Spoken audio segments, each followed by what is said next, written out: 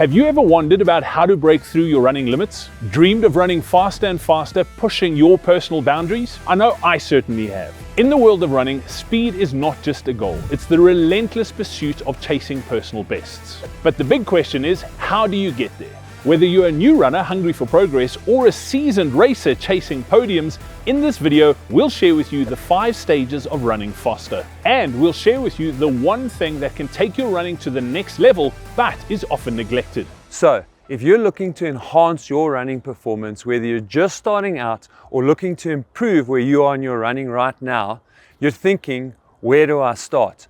Do I need to go harder or do I need to go longer? You're wondering, what sort of sessions do I need to do? How hard do they need to be? How long do they need to be? And there's just so much information out there that it can get really confusing and daunting.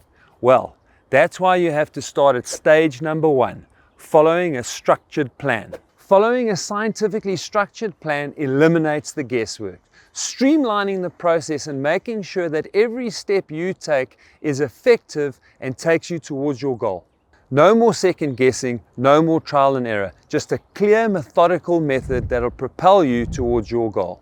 At CoachParry.com, we really pride ourselves on having structured, scientifically backed plans that are easy to follow, that fit into your life, and that can be manipulated to make sure they take care of your specific circumstances. I've popped a link into the description so that you can go and have a look and see what our structured training plans are about. Stage number 2 is like embarking on a hike up a mountain.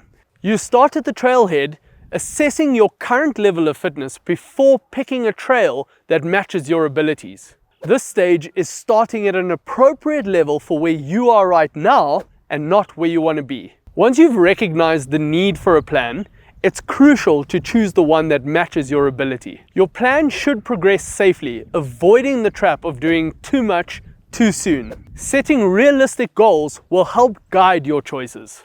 Take your time. If you're just beginning, don't start with a marathon in 6 weeks.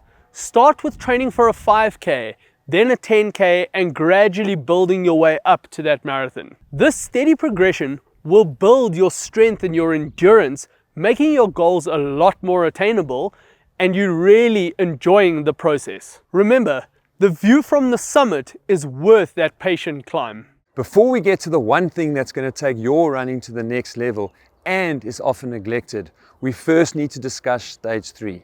Now that you're improving and you want to do more, don't forget about recovery.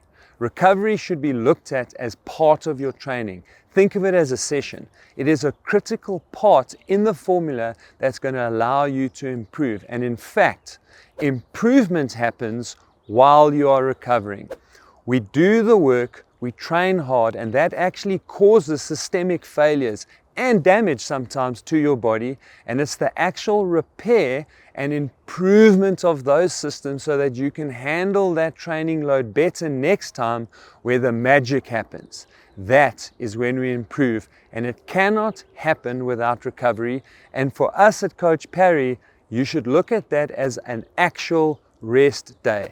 That rest day is going to allow you to recuperate physically, it's going to allow you to recuperate mentally, and importantly, it's going to make you improve. I recently went on a guided hike in the Drakensberg Mountains. And I'm not usually so organized before these hikes, but this time I had a bit of extra time on my hands, and so I went ahead and I bought all of my snacks and all of my food, and I was super proud of myself. I got to the hike only to find that the guide had prepared all of that stuff for us. So I had landed up carrying all of my extra snacks and food and had all of this extra weight for the entire 3 days of the hike. And so I essentially jumped the gun. And that brings me to stage 4 of running faster. Don't jump the gun. When you start feeling good and notice improvements in your running, resist the urge to be pushing yourself to the limit in every run. Save that energy for your interval sessions, your time trials, and your races. Overdoing it compromises your recovery and it hinders your ability to perform at your best in future training sessions and races. This can lead to increased fatigue, a higher risk of injury and illness, and all of that can lead to derailing your progress and hindering you from reaching your goals. Remember, Patience and strategic planning are key to long-term success and sustained improvements in your running. So on to the next stage, and I'm actually in that stage as we speak. I ran a half marathon on the weekend. It went way better than I expected. I'd been working towards a sub 2:15 half marathon, ended up running a 2:12, but I am so sore because I pushed so hard. And as a bigger runner, it does take me a little bit longer to recover and recoup from hard efforts, particularly the longer I go. And this stage is you need to take some time off after a goal race before heading on to the next one. I'm really excited that the race went as well as it did, but the danger here is jumping straight into my next training block. I've got a marathon that I'm training towards, which is 14 weeks away now, but the next 2 weeks I really do need to take some time off to recoup and let my body recover both physically and mentally before starting the next block of training. So often we see runners jumping into the next block of training because their race went as well as they'd expected and they're hoping to build on that progress towards the next one, but because they don't give their body time to recover, they push themselves a little bit harder than what they should, and often they end up getting injured or really being fatigued mentally and physically by the time their next race rolls around. Now, the point you have been waiting for, the one thing that will take your running to the next level but is often neglected. In fact, this thing can significantly improve your running speed, which is crazy. I'm talking about building strength, and there's a better way to build strength as a runner than just running more and hoping for the best.